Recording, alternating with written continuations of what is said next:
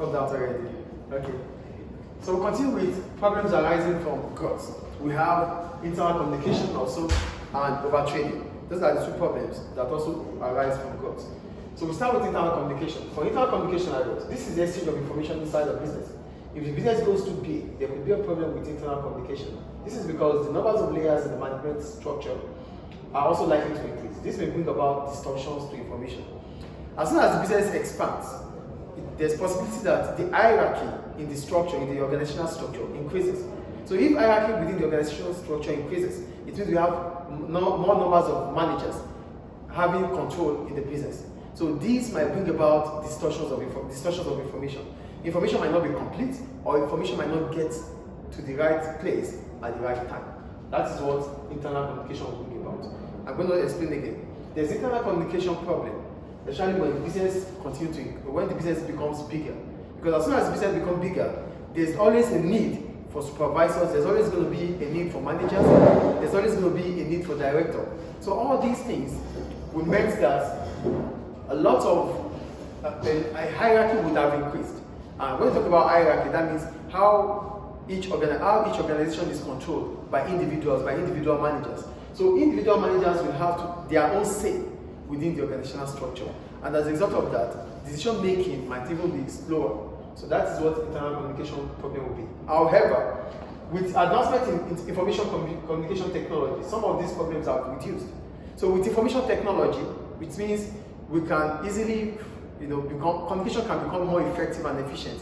For example, with phones, we can easily send SMS information to countless numbers of people at the same time. There's also a WhatsApp group that information, we don't have to individually send information message to others or one another. Stop, please put your head up, please.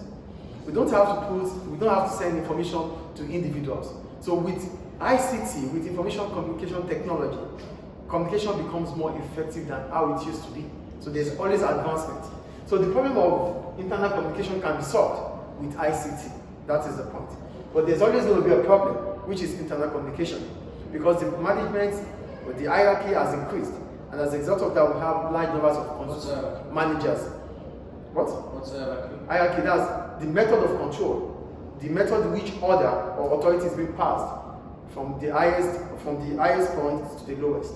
So from the top person to the lowest person, how authority is being passed across. We have the manager in this school, then we have the supervisors, we have the teachers and the rest. So how order is being passed across to all these levels are called hierarchy. So when the organization is becoming bigger, there's tendency to have more managers. And when we have more managers, information might be distorted. Information might not get to the right person at the right time, or some of the information might be missing. That is what distortion is about. Then the second problem that becoming bigger could have is overtrading. When we talk about overtrading, it means undercapitalization. So I'm going to read it anyway. For overtrading, this is a situation whereby a business tries to fund a large volume of business with insufficient resources. The business is becoming too big that it's unable to fund. It doesn't have enough cash to fund the project. That is overtrading. You are becoming big. They give you a lot of projects. You want to do them, but you don't have enough cash to carry out that project. That is what overtrading is. Do we get overtrading here? The business becomes too big that it's unable to fund. It doesn't have enough resources to fund the project. Oh, I want to do this, I want to do that. You want to do all these things, but you don't have enough cash to get them done. That's what overtrading is about. Do you get overtrading? Then what are the causes of overtrading? The first one, insufficient capital. When we talk about insufficient capital, we're talking about a business being undercapitalized. And what is undercapitalization? The business does not have enough cash to buy resources that would help, that would make it to respond to the growing demands of goods or services. So I'm going to read it anyway. Insufficient capital. This implies that the business is undercapitalized. This may lead to not having enough cash to buy resources needed to respond to the growing demand. The demand in the organization is increasing. The volume or a lot of customers, now the business has a lot of customers. Having a lot of customers means you need to meet up with their demand. But if the business doesn't have enough capital to meet up with this demand, then it is undercapitalized. Do you understand undercapitalized? Yes. So the next one is too much credit to customers. For new businesses, they always want to make impact in the market. They always want to attract customers because they are new. They want to attract customers. Do you get the point here? As a result of that, they might want to sell. They might be tempted to sell on credit to customers. They want customer loyalty. They want the customers to stay with them because they are new. They still need to gain the trust of customers. As a result of that, they might want to sell to them on credit. And selling to them on credit is not going to be the problem.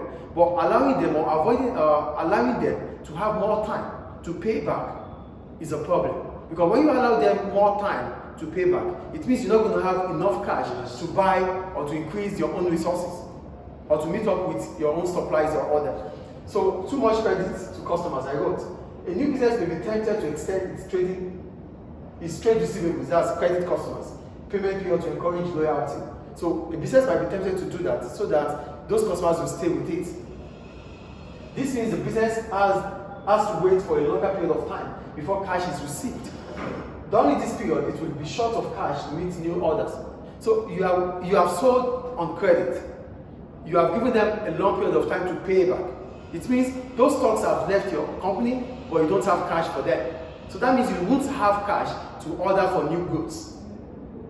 And not having cash to order for new goods is a problem because new customers might come in, and what do you have to sell to them? You don't have anything to sell to them because you don't have stocks. That is the problem about too much credit to customers. It's part of undercapitalization. Overtrading, sorry. And the last one, operating with small profit margin. Here, in order to make an impact on the market, the business may offer its product at a reduced price.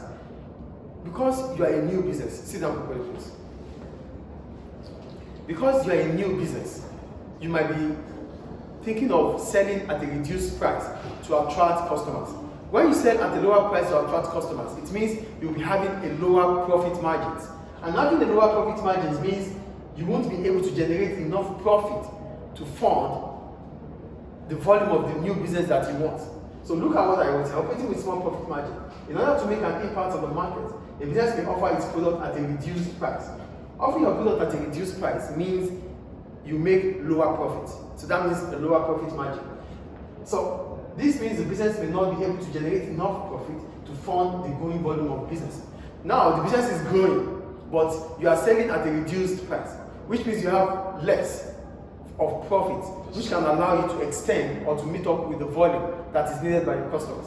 So that is still overtrading. So overtrading, which is the business not having enough capital to fund the resources to expand, is called overtrading. And what are the causes of overtrading? One, insufficient capital. You are starting your business with no fund. You are undercapitalized. That is insufficient capital. Two, too much credit to customers. You are selling to your credit customers, fine. But because you want to gain their loyalty, you extend the time they have to pay back. If you are extending the time they have to pay back, it means you won't have cash or enough cash to buy your own orders from your suppliers. And the last one is operating with small profit margin. When you operate with small profit margin, this happens because you are selling at a lower price because you want to attract customers. When you do this, you'll be operating at a reduced profit. And that profit will not be enough for you to fund the new volumes that you need for your business. So that ends chapter 8. Thank you.